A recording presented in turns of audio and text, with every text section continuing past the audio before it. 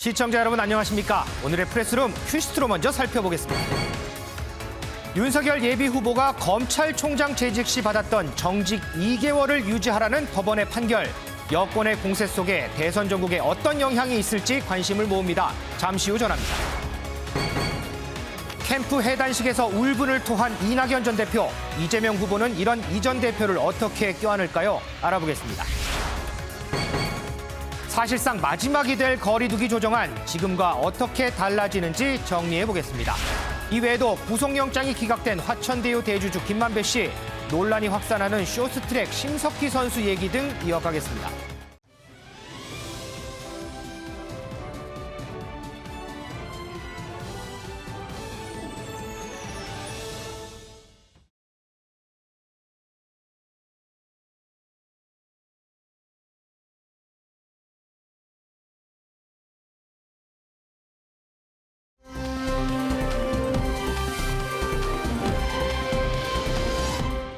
이번 주말에 때 아닌 한파 소식이 있는데요. 김단 캐스터, 자세한 날씨 전해주시죠.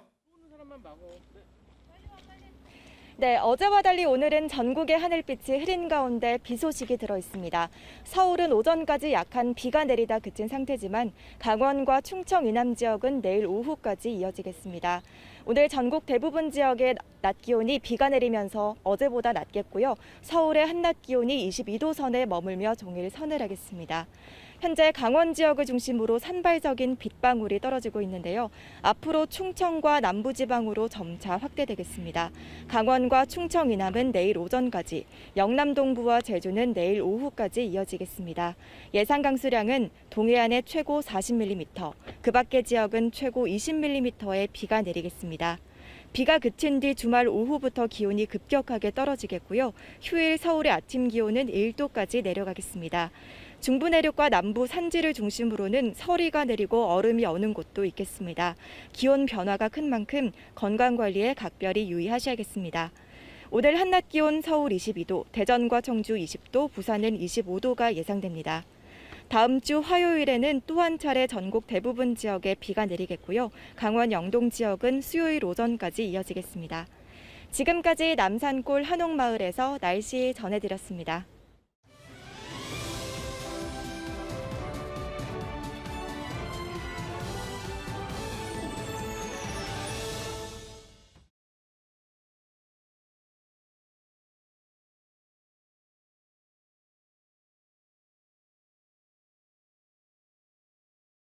방역당국이 현행 사회적 거리두기 2주 연장안을 발표했습니다. 그런데 여기서 내용이 조금 변화가 있습니다. 이와 관련해서 김부겸 국무총리 발언부터 먼저 듣고 오겠습니다.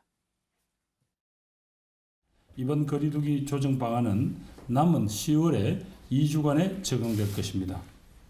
우선 사적 모임 인원 제한을 완화하겠습니다. 내주부터는 4단계 지역에서는 저녁 6시 전후의 구분 없이 접종 완료자 4명을 포함해서 최대 8명까지 모임이 가능합니다. 3단계 지역에서는 접종 완료자 2명을 추가로 허용해서 최대 10명까지 모임을 가질 수 있게 됩니다. 윤정 기자, 지금 김부겸 총리 발언 들어보니까 4명, 8명, 10명 복잡해요. 앞으로 2주간 어떻게 좀 달라지는 건지 정리를 좀 할까요? 네, 골자는 이 백신 접종자를 중심으로 방역 수칙을 완화하겠다는 겁니다. 이 수도권을 비롯한 4단계 지역들을 먼저 보면요. 이 모든 다중 이용 시설에서 오후 6시 전후 구분 없이 이 접종 완료자 4명을 포함해서 최대 8명까지의 모임이 허용됩니다. 지금은 6명 정도로 모임이 제한됐었는데 그렇죠. 이걸 좀 더 늘리는 방안이고요. 비수도권의 경우에는 접종 완료자가 6명이 포함되어 있다면 최대 10명까지 모임을 할 수 있습니다. 그러니까 백신 접종자 6명, 미접종자 4명 이렇게 10명까지 이 3단계 지역에서는 모일 수가 있게 되는 겁니다. 네. 또 독서실과 스터디 카페, 공연장과 영화관은 밤 12시까지 영업이 허용되고요. 결혼식장의 경우에는 3단계, 4단계 모두에서 식사를 제공하는지 여부와 관계없이 최대 250명까지 모일 수 있습니다. 이 완화된 사회적 거리두기는 다음 주 월요일, 그러니까 18일부터 오는 31일까지 적용이 되는데요. 그 이후에 11월 1일부터는 이 위드 코로나로 전환할 예정입니다. 자, 지금은요, 오후 6시 전에는 백신 미접종자 4명, 접종 완료자 2명 해서 6명이 모일 수 있고요. 6시 이후에는 미접종자 2명, 백신 완료자 4명 해서 역시 6명까지 모일 수 있었는데 다음 주 월요일부터는 자, 이 백신 미접종자 4명, 접종 완료자 4명 해서 시간 구분 없이 8명까지 모일 수 있습니다. 그리고 비수도권 3단계가 적용되고 있는 비수도권은 최대 10명, 그러니까 미접종자 4명, 접종 완료자 6명에서 최대 6명까지 더 모일 수 있다는 게 큰 골자입니다. 윤지영 기자 말대로 이번 사회적 거리 두기는 다음 달부터 적용될 이른바 위드 코로나로 가기 위한 마지막 단계입니다. 여기서 가장 중요한 지표가 바로 백신 접종률인데요. 정부가 예상하기로는 다음 주쯤이면 아마 백신 접종 완료가 70%에 이를 거다 이렇게 예상을 하고 있습니다. 더불어서 2차 접종을 완료하고 6개월이 이상 지난 고령층을 대상으로 이른바 부스터샷 접종도 시행이 될 예정입니다.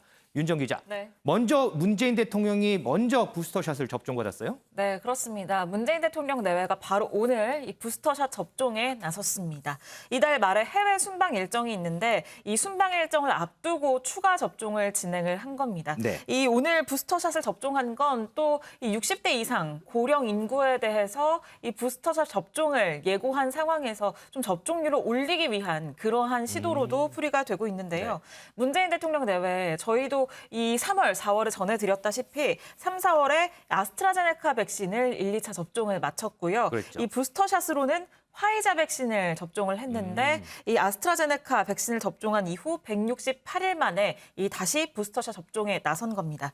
질병당국은 지난 12일부터 이 접종 완료 이후에 6개월이 지난 사람들을 대상으로 추가 접종을 시작을 했습니다. 그리고 앵커께서 말씀하신 것처럼 오는 25일부터는 60세 이상의 고위험군을 대상으로 이 접종 6개월이 지나면 사전 예약을 받아서 추가 접종을 시행할 예정입니다. 이현정 의원님, 네. 점점 끝으로 가고 있다는 생각도 좀 들긴 하는데 자, 어쨌든 이제 다음 달부터 이른바 위드 코로나가 적용이 될 것 같아요. 그런데 여기서 보니까 백신 패스 얘기가 나오거든요. 근데 네. 이 백신 패스 관련해서 좀 찬반 논란이 뜨겁더라고요. 그렇습니다. 이 백신 패스 같은 경우는 이제 백신을 맞은 분에 한해서 예를 들어서 특정한 식당이나 이런 데 이제 입장할 수 있도록 하는 그렇죠. 그런 제도인데요. 지금 뭐 세계적으로 사실 이 문제는 좀 논란이 되고 있습니다. 그러니까 방역이라는 차원에서 보자면 좀 백신의 어떤 접종률을 높이는 그런 효과는 있을 텐데 네. 문제는 이제 개인의 자유를 너무나 또 침해한다라는 논란이 있어요. 뭐 차별 논란이 있잖아요. 네, 그렇습니다. 지금 우리나라 같은 경우도 아직까지 백신을 접종하지 않은 분이 한 530만 명 정도 됩니다. 그렇죠. 그것도 개인적인 어떤 특성이나 또 개인적 기저질환 때문에 본인들이 안 맞겠다는 분들이 있어요. 이제 그런 차원에서 과연 이렇게 차별하는 게 옳으냐에 대한 문제가 있는데 문제는 사실은 이 백신을 안 맞은 분들을 위한 사실은 이 제도라고 보면 될 것 같습니다. 오. 왜냐하면 사실 이 백신을 다들 맞은 분들 같은 경우는 이 뭐 중증이나 이런 쪽으로 잘 안 가고 또 이 코로나에서 항증을 가지지 않습니까? 그렇죠. 근데 문제는 그렇지 않은 분들 같은 경우는 기저질환이 있거나 이런 분들이 많기 때문에 사실은 지금 이 유럽이나 미국 같은 경우에 실제로 중증으로 가는 분들이 대부분 다 백신을 안 맞은 분들이에요. 그렇다 보니까 이분들이 어떤 면에서 사회적으로 노출될 경우에 상당히 취약해질 수가 있습니다. 아하. 그러니까 그러면 결국 이런 분들의 개인의 자유 침해보다는 실제로 이런 분들을 보호하기 위해서 사실 이러한 그런 좀 측면을 다르게 생각하면 좀 긍정적으로 바라볼 수 있지 않을까. 또 한편으로는 이거 제도를 시행함으로 인해서 조금 백신 접종률을 좀 높이는 효과. 지금 우리가 한 2차 접종까지 포함해 70%를 좀 이제 거의 다 왔지 않습니까? 그렇죠. 그렇다면 이게 70%보다는 80% 이상 넘어가야지만이 이제 완전하게 우리가 좀 안전한 게 되는 거거든요. 이제 그런 측면을 보자면 이 마지막 마지노선 이걸 높이기 위해서는 백신 패스를 도입해야 된다. 이런 견해가 상당히 많은 것 같습니다. 자, 이 일상 회복을 위해서 지금 민관 전문가들이 머리를 맞대고 있습니다. 그런 만큼 국민 모두가 공감하는 그런 안들이 좀 나왔으면 하는 바람입니다.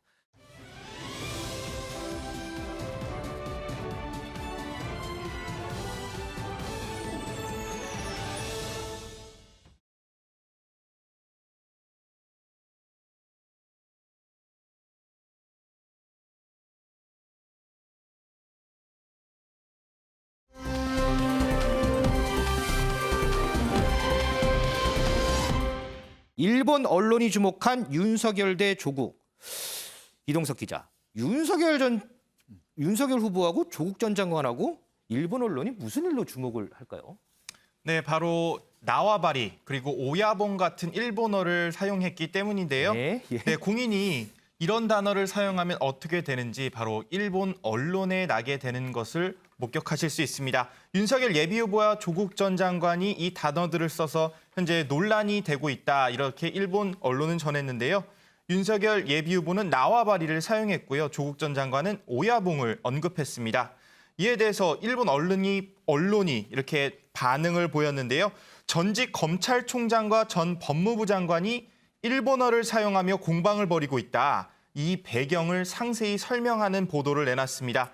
바로 아사히 신문 온라인판인데요. 나와바리 오야봉은 한국에서 주로 일본의 폭력단 등을 쓰는 말로 알려져 있고 드라마나 영화에서도 자주 언급이 된다. 이렇게 소개를 했는데요.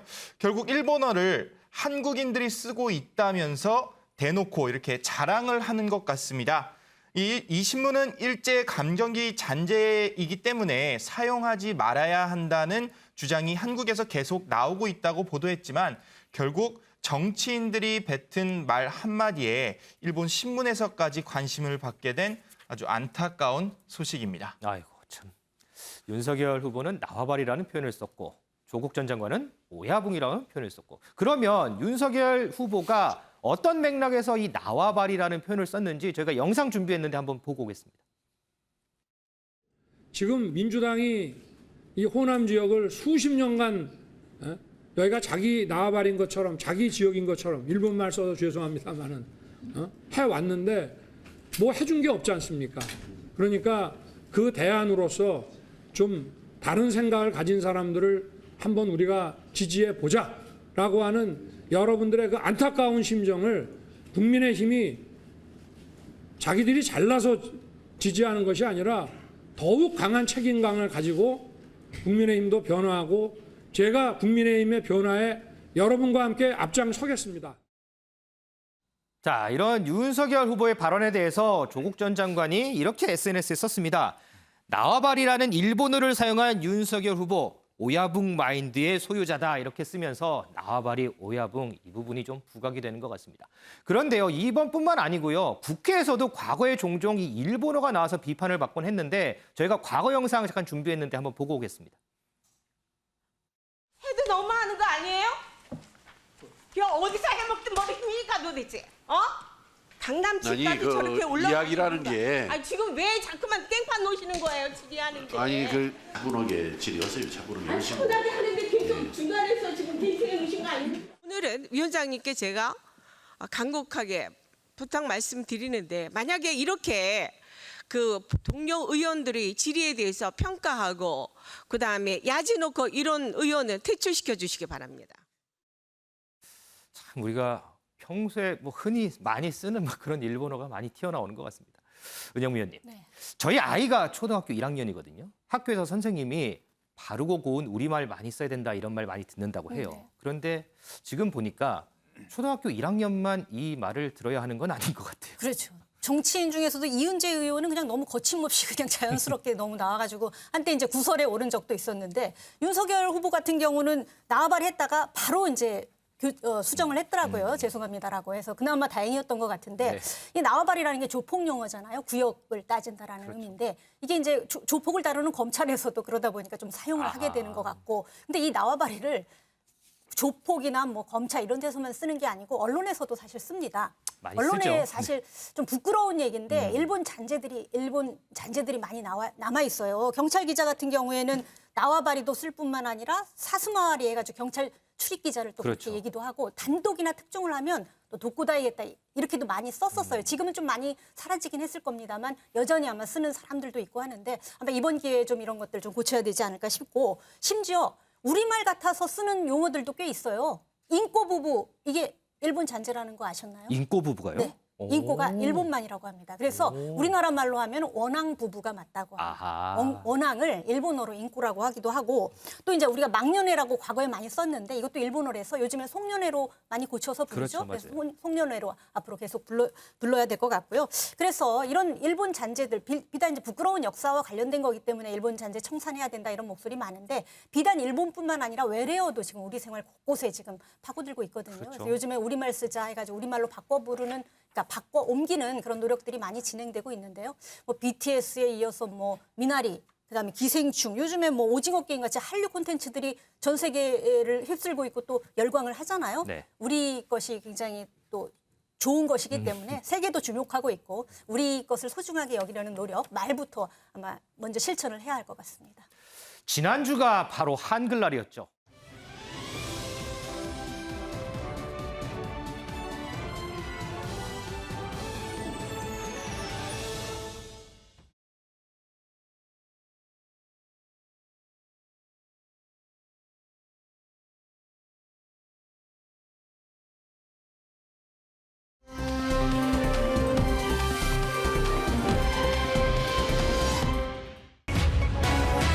징계 정당 윤석열 당혹, 이재명 대 윤석열 장외 설전까지. 자, 지난해 법무부가요, 윤석열 당시 검찰총장에게 정직 2개월의 징계를 내렸는데 여기에 대한 사법부의 판단이 어제 나왔습니다. 이 부분부터 좀 짚어보고 가겠습니다. 김원미 기자. 네. 당시에 이제 추윤 갈등이 한창일 때 이제 징계가 내려졌어요. 그런데 네. 사법부가 추미애 전 장관의 손을 들어줬네요. 맞습니다. 이 당시 추윤 갈등이 한창이었던 것 사실 작년 겨울쯤이었었는데요. 그런데 이 한창으로 인해서 이 당시 소송을 넣었는데 이게 사실 지금 거의 모두들 잊고 있을 시점에 이 결과가 나왔습니다. 당시 법무부 징계는 적법했다라는 건데 이 네. 추미애 전 장관의 손을 들어준 거죠. 사실 이 사연 처음부터 좀 차근차근 좀 밟아봐야 되는데 사연이 좀 깁니다. 요약해서 말씀을 드리면 이 추미애 당시 법무부 장관이 윤석열 전 총장이랑 한창 갈등 중인 지난해 11월 이 추 전 장관이 윤 총장에 대해서 6가지 사유로 이 징계위에 회부를 합니다. 여기에서 4가지가 인정이 돼서 이 법무부 징계위가 이 정직 2개월이란 이 처분을 윤석열 전 총장한테 했습니다. 근데 윤석열 당시 총장이 여기에 반발을 해서 이 가처분 그리고 이 본안 소송을 같이 진행을 했는데 이 가처분은 받아들여져서 2주 만에 이 복직이 됐죠. 하지만 이 본안 소송은 상당히 좀 시일이 걸리기 때문에 윤 총장이 다리에서 물러나고 이 국민의힘이 입당을 해서 현재 이 대선 경선을 치르고 있는 지금에 와서 이 결과가 10개월이 지나서 지금 나오게 된 겁니다.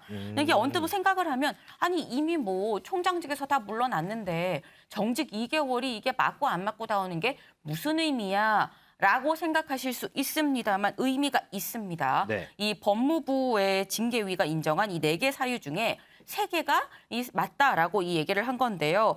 보시는 것처럼 재판부 사찰 의혹 문건을 만들고 배포한 점, 그리고 이 채널A 사건, 검언 유착이라고 얘기를 하죠. 이 검언 유착 사건을 감찰에 방해한 점, 또 수사에 방해한 점, 그리고 이 중립 훼손, 이 정치적 중립 위반, 국회에서 한 발언 중에서 퇴직 후에 이 국민을 위해 봉사하겠다는 발언이 정치적 중립을 위반했다라는 이런 취지였었는데 이 중에서 마지막에 이 정치적 중립 위반 사유를 제외하고 나머지는 다 법무부 이 징계위가 한 판단이 맞다라고 얘기를 한 겁니다. 네. 다시 말해서 검찰총장의 중립성, 공정성 부분에 문제가 있었다라는 얘기이기 때문에 현재 윤석열 후보가 가장 주장을 하는 게 공정입니다. 그렇죠. 이 공정을 화두로 걸고 나왔는데 이 부분에 이 심대한 어떤 훼손이 될 수 있는 여지가 있다고 볼 수 있는 건데요.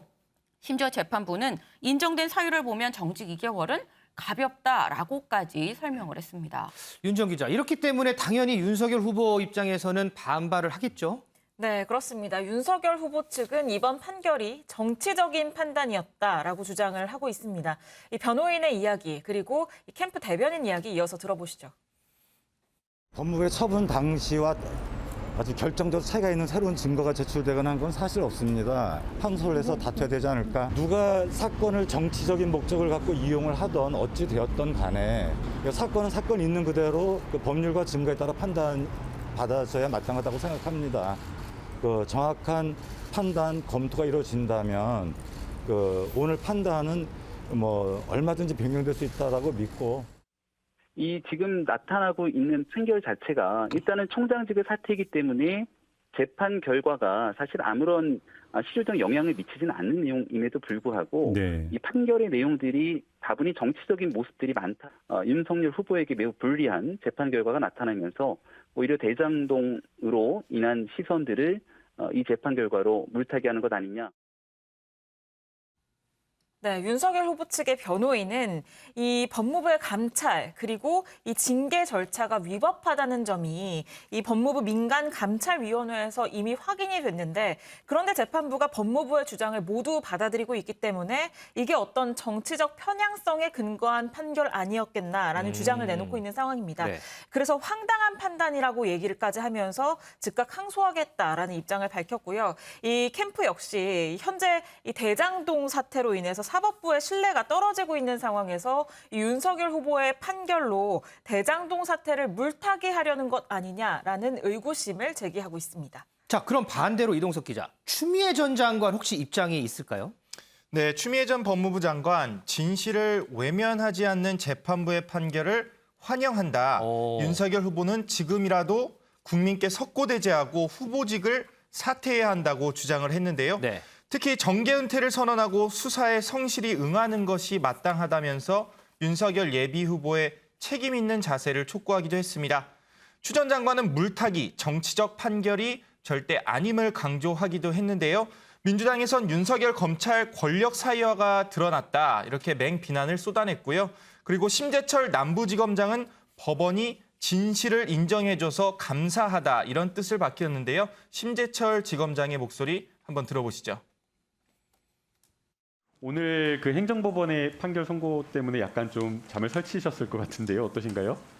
사필 규정들이라고 생각했습니다. 특히 검사들은 참 유대관계가 굉장히 깊고 강합니다. 동료의 잘못이라든지 특히 최정점에 있는 총장님이라든지 이분들에 대한 어떤 그 문제를 제기한다는 거가 굉장히 어렵고 검찰을 제자리로 돌리기 위한 저의 진심이 인정해주지 않았나 싶어서 정말 고맙고.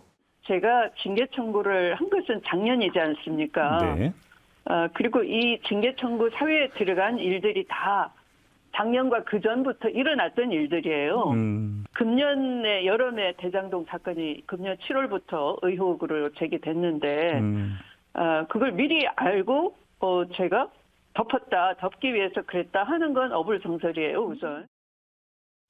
네, 조국 전 장관 역시 전면에 나섰는데요. 조국 전 장관은 추미애 장관이 옳았다. 추 전 장관을 치켜 세우면서도요. 동시에 지지자들을 향한 원팀 행보를 보이며 지지자 결집을 요했습니다. 자, 김현미 기자, 이번 판결 관련해서 경쟁자죠. 민주당 이재명 후보도 목소리를 높이더라고요. 네, 맞습니다. 이재명 후보, 오늘 아침 이 윤석열 후보에 대해서 얘기를 했는데요. 뭐라고 얘기했는지 직접 들어보시죠. 최근에 보니까 어떤 스님한테 가서 공부를 하고 계셨던 것 같아요. 그 왕자 쓰시고 무슨 이상한 이름 가지신 그런 분들한테 가서 국정을 배우시면 나라 큰일 납니다. 지금부터라도 빨리 스승을 바꾸시고 제대로 공부하시면 좋겠다 이런 생각 들고요. 지금 징계와 관련해서는 본인의 들보는 안 보고 침소 봉제한 다음에 정말로 지나칠 정도로 가혹하게 검찰 권력을 행사했던 점에 대해서 좀 반성하시면 좋겠습니다. 그리고 자기 주변도 좀 돌아보시고 하면 좋겠고 국가의 일을 맡으시려면 균형 감각이 정말 중요합니다. 또 이중잣대를 대면 안 되죠. 다른 사람의 일과 내 일에 대해서 똑같은 기준을 적용해야 됩니다. 본인의 한계를 좀 인정하시는 게 어떻겠나 그런 생각이 듭니다.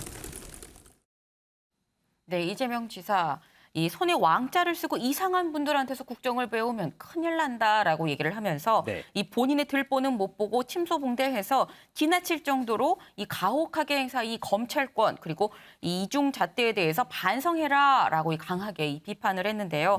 이 이재명 후보 오늘 아침 자신의 페이스북에도 굉장히 장문의 글을 올렸습니다.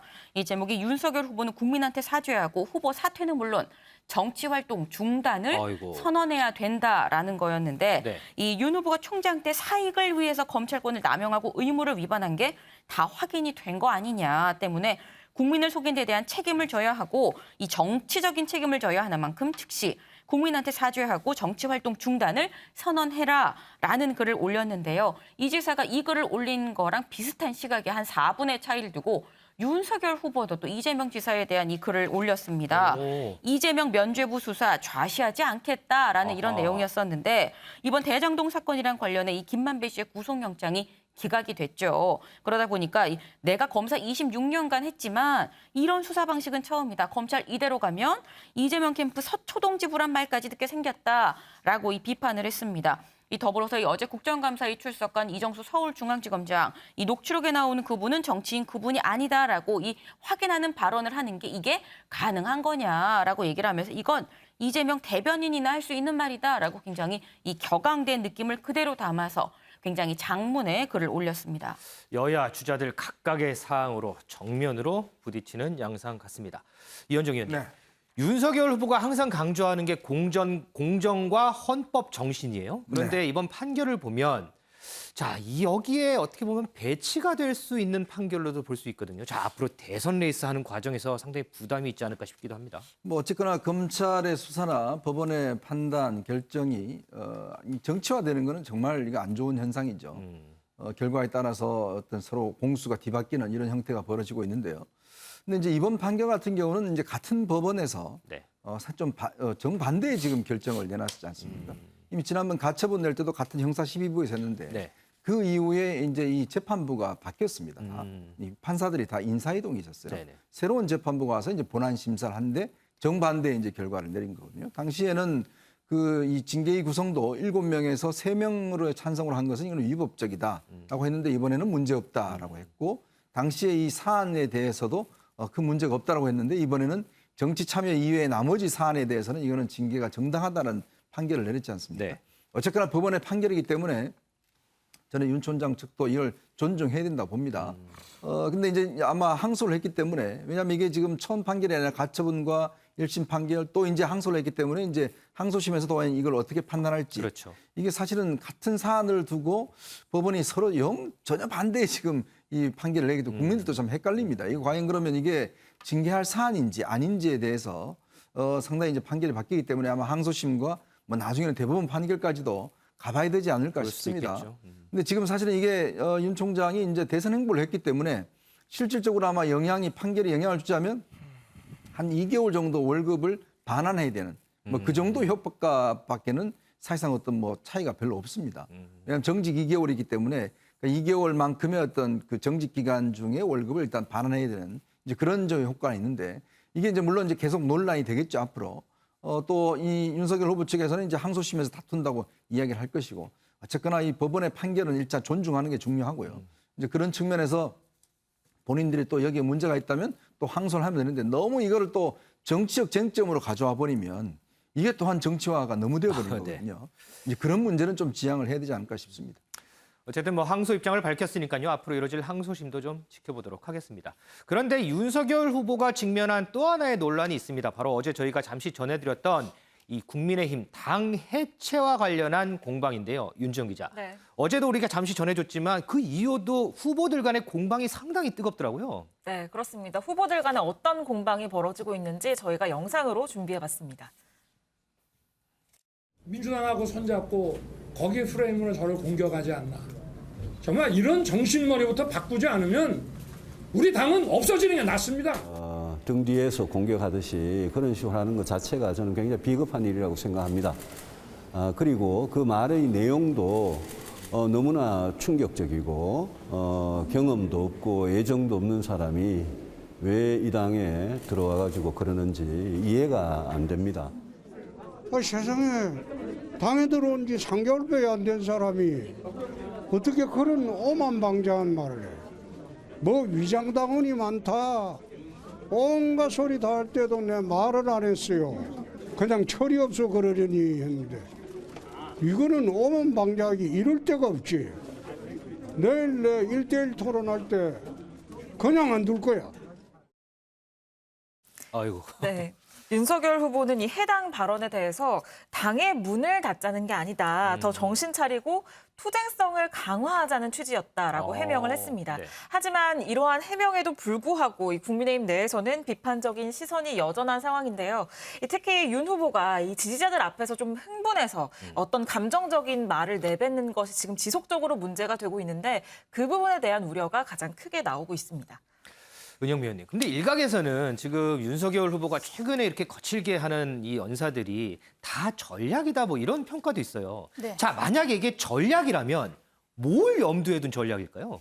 일단 뭐 전략이라면 실패한 전략이겠죠. 아, 그래요? 그러니까 이제 얘기를 들어보니까 최근 캠프에서 윤석열의 본캐 찾기 전략을 이제 펼치려고 한다. 이걸 본캐 이제- 찾기 전략이다? 네, 본캐 찾기 전략을 펼치려고 한다고 얘기하더라고요. 그러니까 본캐 찾기가 뭔지 아시죠? 본 캐릭터 그렇죠. 찾기. 그러니까 본 캐릭터가 뭐냐면 과거 이제 검찰총장직을 유지하고 또 이후에 직후에 사퇴할 때까지만 해도 지지율이 굉장히 치고 올라갔잖아요. 그렇죠. 그러니까 공정, 법치, 뭐 상식 이런 거를 내부치면서 부패를 척결하는 그런 이미지여서 지지율이 치고 올라왔는데 왜 그때만큼 안 나오고 지금은 추락하느냐. 물론 여러 가지 이유가 있죠. 뭐 이제 중도를 버리고 이제 보수로 간 거, 뭐 여러 가지 실언하는 거, 뭐 여러 가지 이유가 있습니다만 하여튼 본캐의 이미지에 부합하는 전략을 써야 된다라고 이제 한 거예요. 그래서 이 발언이 나오게 됐는데 근데 이제 얼마 전까지만 해도 윤석열 전 총장이 그 범죄 공동체 운운하던 홍준표 후보한테 뭐라 그랬냐면 홍 후보님 선배님이라고 하면서 우리 깐부 아닌가요? 뭐 이랬잖아요. 그렇죠. 같은 편 아니냐. 네, 뭐 그러면서 또 TV 토론에서는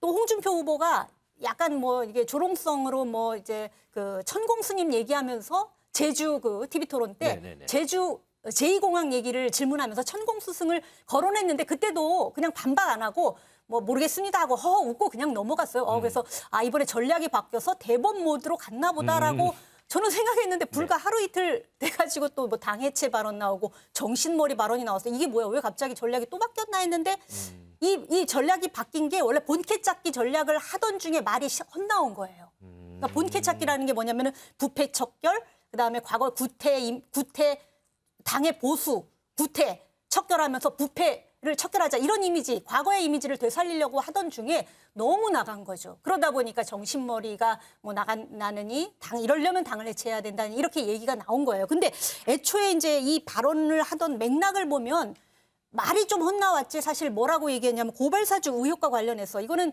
여권에서 뭐라고 공격을 하냐면 검당 유착이라고 해요. 그러니까 그렇죠. 즉 검찰과 국민의힘 당간이 유착해서 여권의 비리를 고발한 거다 이렇게 하기 때문에 사실은 공동 대응 윤석열 자기만의 비리가 아니고 국민의힘 당과 연결돼서 공동으로 대응해야 되는데 국민의힘 당의 대권 주자라는 다른 분들이 왜 나를 공격하느냐라면서 문제가 있다라는 얘기를 하면서 그 와중에 말이 너무 과격한 발언이 나온 거죠. 정신머리 이건 막말성 발언이고요. 그다음에 당 해체라니요. 당에 들어오신 지 얼마 안 되는 분이 아무리 그냥 뭐 진짜 해체하라는 말이 아니라고 해명은 하지만 당의 주인은 또 당원들인데 본인이 막 당을 해체하라는 말이냐 하면은 듣는 당원들 기분 나쁘죠. 그러니까 말이 헛나온 거예요. 그래서 본캐 찾기 전략 뭐 해볼 수 있습니다. 근데 중요한 건 본캐 찾기 전략이 잘못된 게 아니고 항상 문제는 윤석열 후보의 입이었어요. 그러니까 그 전략을 잘 쓰면 되는데 왜 정신머리가 나오고 갑자기 그러다가 왜 당을 해체해야 된다는 비약성 발언이 나오느냐는 거죠. 이게 문제다. 그래서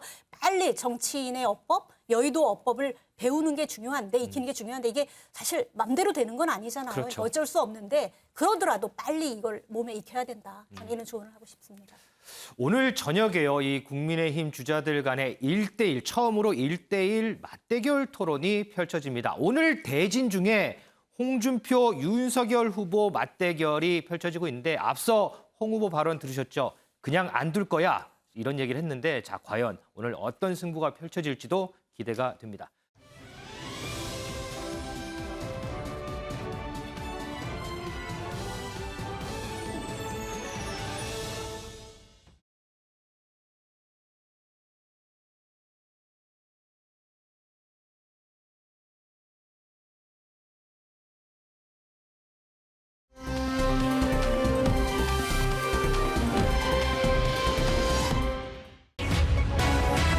김만배 구속영장 기각, 그분 도대체 누구?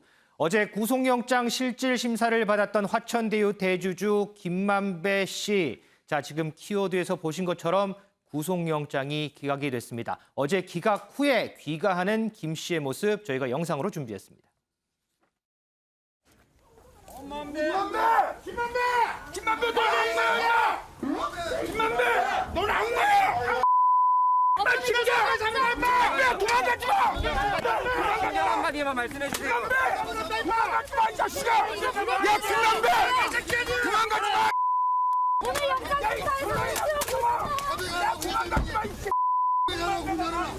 문 열어라.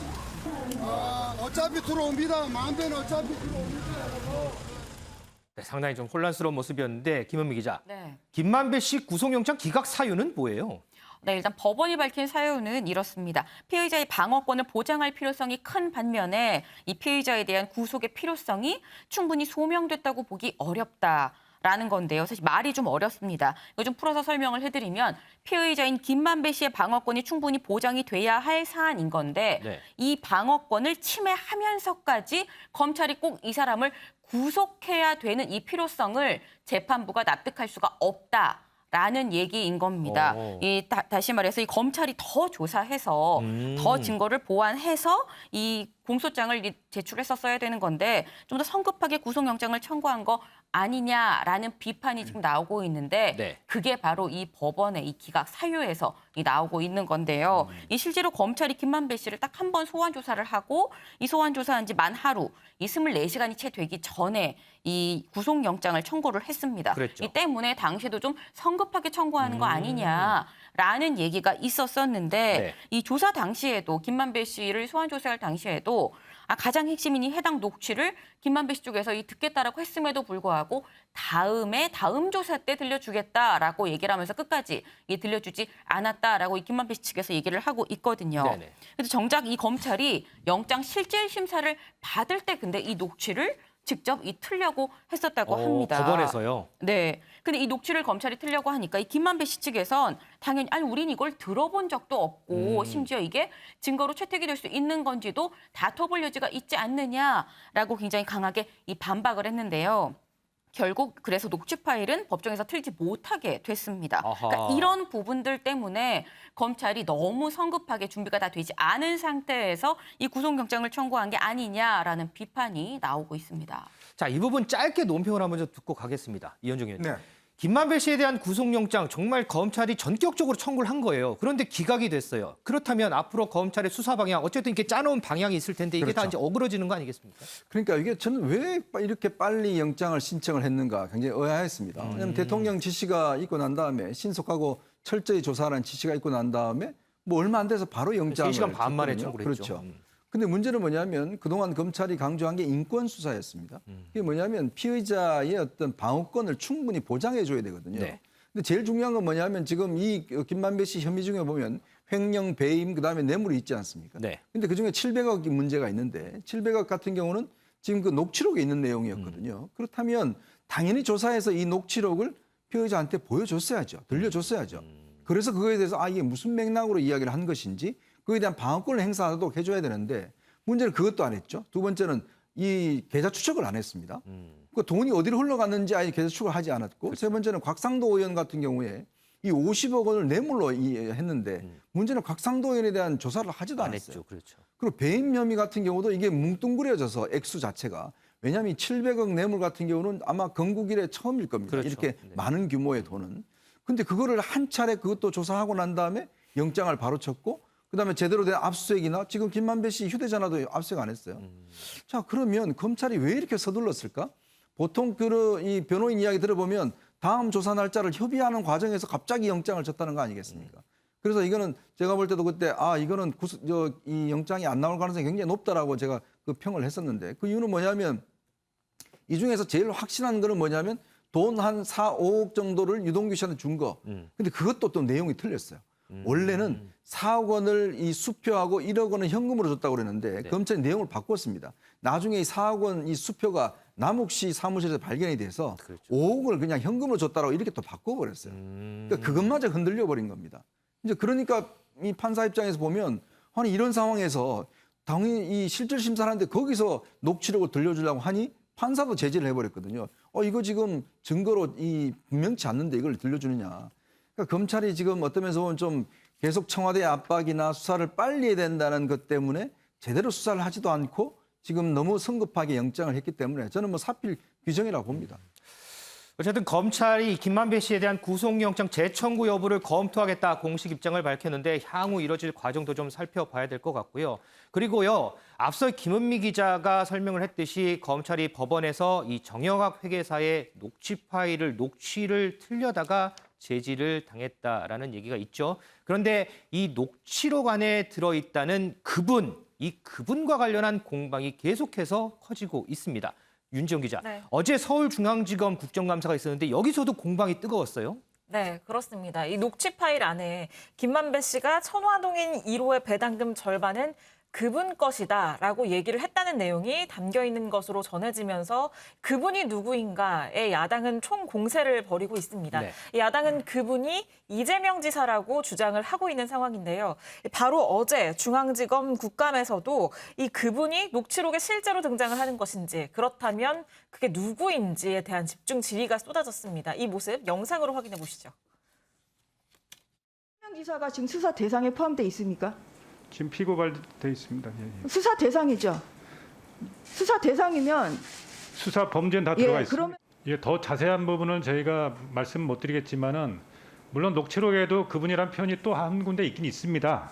다만 그 부분이 그 지금 얘기하는 지금 언론의 세관에서 얘기하는 그 인물을 특정해서 하는 부분은 아니고 다른 사람을 지칭해서 하는 표현은 있습니다. 근데 지금 정치인 그분을 얘기하는 부분은 아닙니다.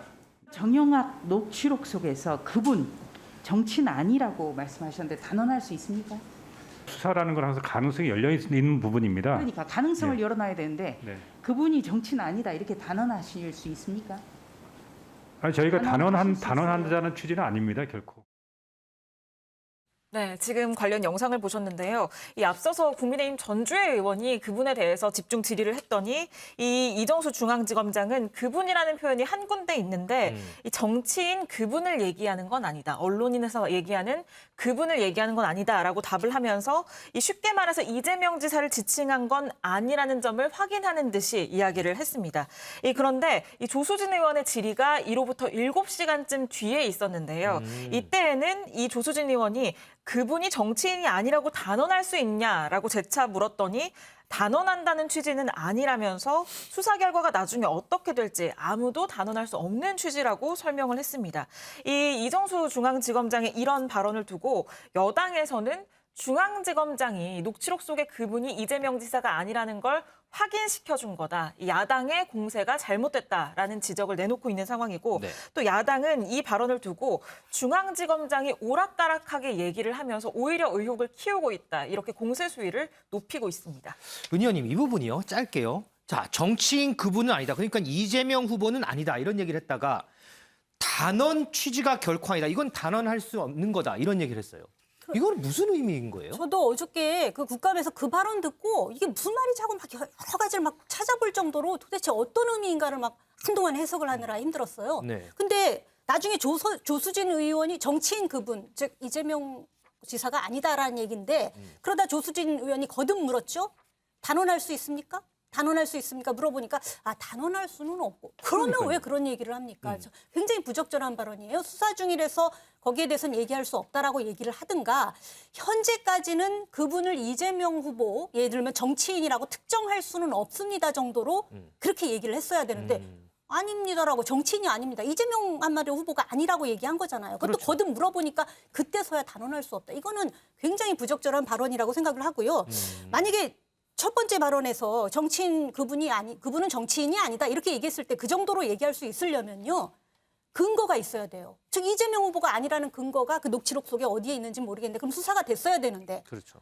저 어제 다른 언론의 기사를 보니까 그분 수사가 아직 안 됐다고 합니다. 그런 상황인데 취재에 따르면 그런 상황에서 그분이 정치인이 아니라는 얘기를 어떻게 이정수 서울중앙지검 수사 지휘자거든요 할 수 있는지 저는 그게 참 의문이고 그렇다면 그렇게 수사도 안 된 상황에서 그분이 정치인이 아니라고 얘기하면 어떻게 받아들여지냐면요. 수사를 예단하는 것처럼 비춰져요. 때로는 수사 지휘자니까 그 밑에서 수사팀들이 한 20여 명 끌어져 있죠. 그렇게 되면은 그러면은 그분은 제외하라는 얘기구나 하고 예단을 해서 수사 가이드라인을 주는 것처럼 비춰줄 수도 아하. 있다라는 아주 부적절한 발언이라는 거죠. 그러니까 저렇게 얘기했으면 안 되고 그다음에 이제 그분과 관련해서 어떤 의미가 있냐면요. 그분이 어떻게 나왔냐 얘기냐면 천화동인 1호 배당금 절반은 그분 것이다라고 김만배 씨가 얘기했는데 그야말로 한마디로 돈을 그분이 누군지는 모르지만 하여튼 뭐 윗선이겠죠. 누군가한테 돈이 갔다라는 거잖아요. 뇌물이 갔다는 것이기 때문에 만약에 이재명 후보 만약에 후보라면 이재명 후보가 적용될 수 있는 배임 혐의 외에 뇌물 혐의까지 씌워질 수 있다라는 아주 중요한 의미이기 때문에 이거를 수사도 하지 않은 상태에서 이렇다 저렇다 말하는 것 자체가 굉장히 부적절하다. 그리고 이제 이번에 김만배 씨 구속영장은 기각됐지만 어쨌든 수사가 좀 빨리빨리는 안 되겠지만 수사가 이제 계속 하겠죠. 그 과정에서 그분이 어떤 역할을 했고 그분의 실체가 있는지를 규명하는 게 아주 중요하다 이렇게 말씀을 드리고 싶습니다. 자, 이 해당 발언의 당사자 김만배 씨는 그분이라고 한 발언이 없다, 한 적이 없다. 그리고 그분은 이재명 지사가 아니다. 뭐 여러 가지 오락가락하는데 이 그분과 관련된 논란 계속해서 불거질 것 같습니다. 다른 얘기 하나만 좀 짚고 가겠습니다. 이동석 기자. 국민의힘이 이 대장동 의혹과 관련해서 현수막을 내걸었는데 이걸 선관위가 제동을 걸었다면서요? 이게 뭐 때문에 제동을 건 거예요? 네, 맞습니다. 국민의힘 그야말로 대장동 의혹 총공세에 나선 모습인데요. 네, 이재명 예비후보를 겨냥한 문구들이 속속 등장하고 있는 겁니다. 네, 모두 다 쓸 수 있는 거는 아니었는데요. 선관위가 바로 제지에 나섰기 때문입니다. 선관위는요, 특정 문자를 부각시켜 특정 입후보 예정자를 반대하는 것으로 일반 시민들이 이렇게 인식을 하게 된다면 그 특정 문자를 사용할 수 없다면서 제지에 나섰는데요. 지금은 이제 색깔이 다른 문구를 눈으로 확인할 수 있습니다. 그러니까 파란색 이하고 빨간색 이하고 이건 다른 거다 이런 얘기잖아요. 맞습니다. 이뿐만이 아닌데요. 국민의힘은 더욱더 의혹 총공세에 나선 모습인데 대장동 근거리에 위치한 수원 경기도당을 찾았습니다. 이곳에서 이재명 판교 대장동 게이트 국민제보센터까지 설치를 했는데요. 국민의힘 지도부가 참석한 회의에서도 눈길이 가는 바로 백보드가 눈길을 끌었습니다. 대장동 게이트 몸통, 예. 그분이 알고 싶다 이러면서 이재명 예비후보를 겨냥한 건데요. 저 로고 어디서 많이 본 로고네요. 맞습니다. 국민의힘은 계속해서 앞으로 이런 문구를 활용해서 총공세에 나설 것으로 예상됩니다. 특검을 거부하는 이가 범인이다. 파란색 이. 진짜 몸통은 설계안이다. 빨간색 이. 글쎄요. 파란색과 빨간색 어떤 부분이 많이 다른지 글쎄요. 참 헷갈리긴 합니다.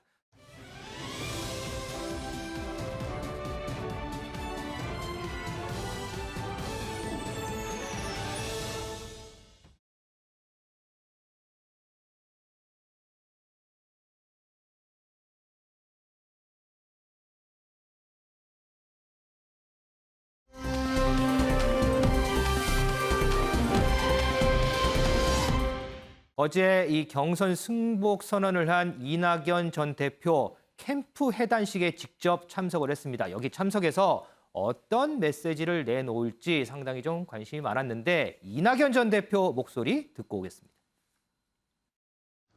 요즘 저건 아닌데 싶은 일들이 벌어져서 제 마음에 좀 맺힌 게 있었습니다. 그것을 이 정도로만 표현하겠습니다. 동지들에게 상처 주지 마셔야 합니다. 일시적으로 경쟁할 수 있지만 그러나 다시 우리는 하나의 강물이 되어야 합니다. 다시 안 볼 사람들처럼 모멸하고 인격을 짓밟고 없는 사실까지 끄집어내가지고 유린하는 것, 그건 인간으로서 잔인한 일일 뿐만 아니라 정치할 자격이 없는 짓입니다. 절대로 그렇게 하지 마시기 바랍니다. 윤지영 기자. 네. 글쎄요. 이낙연 전 대표 뭔가 작심을 한 것 같기도 하고요. 네.